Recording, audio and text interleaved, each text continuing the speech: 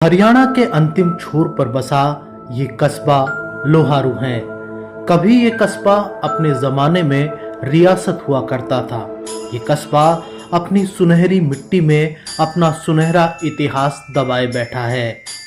नवाबी शासन की चमक लोहारू में आज भी बाकी है, जो रह रह कर अपने शासनकाल की याद दिलाती है। लोहारू का किला अपने शौर्य और पराक्रम के लिए प्रसिद्ध था। राजस्थान के ठाकुर राव शेखा ने शेखावाटी को बसाया और उसे 33 ठिकानों में बांट दिया, जिसमें 33वां ठिकाना लोहारू था। कुछ इतिहासकारों के मुताबिक इसका निर्माण ठाकुर अर्जुन सिंह ने सन 1570 में करवाया था, तो वहीं दूसरी ओर कुछ का कहना है कि इसका निर्माण राव नरहर दास ने करवाया था। लोहारू किले का मुख्य दरवाजा वर्तमान में खंडहर में तब्दील हो चुका है।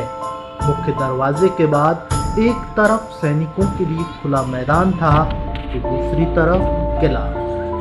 किले में प्रवेश के लिए 2 बुर्ज बनाए गए, जो अपने सौंदर्य से आने वालों को आकर्षित करते हैं। लोहारू नवाबों की एक ऐसी रियासत थी जहां पर कभी मुगलों का आधिपत्य हुआ करता था। पाकिस्तानी अखबार डॉन के मुताबिक 1803 में लोहारू को स्वतंत्र रियासत का दर्जा दे दिया गया था। उस समय लोहारू के शासक थे अहमद बख्श खान।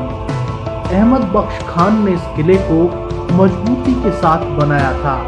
सुरक्षा के लिए किले के चारों कोनों में सैनिक बुर्जों का निर्माण करवाया गया। इन बुर्जों पर सैनिक तैनात होते और किले की सुरक्षा में जुटे रहते। सैनिकों के लिए गुप्त कमरे बनाए गए, जिनमें तैनात होकर वे दुश्मनों से मुकाबला करते थे।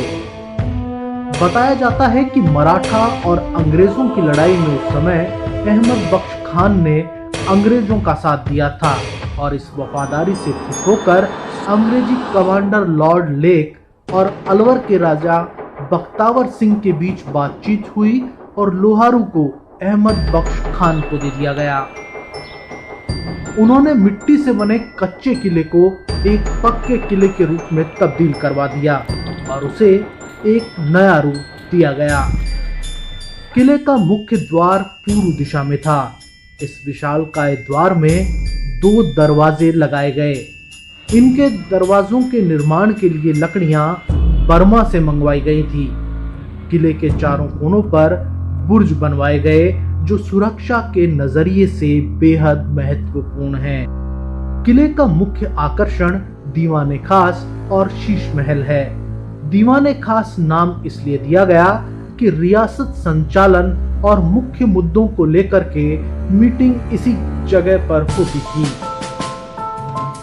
वहीं शीश महल नाम इसलिए रखा गया कि इसके अंदर शीशे की बनावट की गई। कहते हैं कि किला प्रमुखता से 3 शैलियों के मिश्रण से बना है। इनमें प्रमुख है राजपूत, ब्रिटिश और मुगल शैली।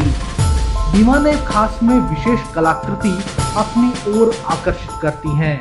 यहाँ के नवाबों ने इसे अपने अपने हिसाब से बनवाया और इसके दरवाजों के निर्माण के लिए लकड़ी बर्मा से मंगवाई गई थी। इस किले से जुड़ी एक और रोचक कहानी है, जो शुरू होती है 1835 से। लोहारू के नवाब शमसुद्दीन बेहद ताकतवर नवाब हुआ करते थे, जिन्हें वजीर खजाम से मोहब्बत थी। लेकिन इसी वजीर खजाम से अंग्रेजी ऑफिसर विलियम फिंजर भी मोहब्बत करते थे।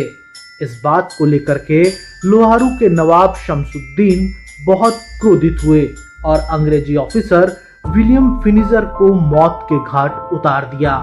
इस घटना के बाद अंग्रेजी हुकूमत ने नवाब को फांसी दे दी।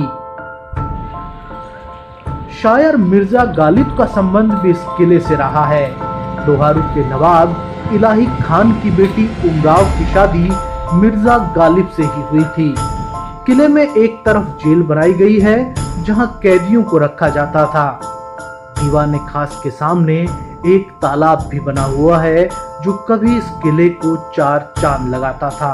वो आज अपनी बदहाली पर आंसू बहा रहा है। साथ ही किले में एक मस्जिद का निर्माण भी करवाया गया है। लोहारू के अंतिम शासक थे अमीनुद्दीन शाह, जिन्होंने शिकार के लिए शिकारगाह का निर्माण करवाया, जिसमें वर्तमान में नवाब के वंशज निवास करते हैं।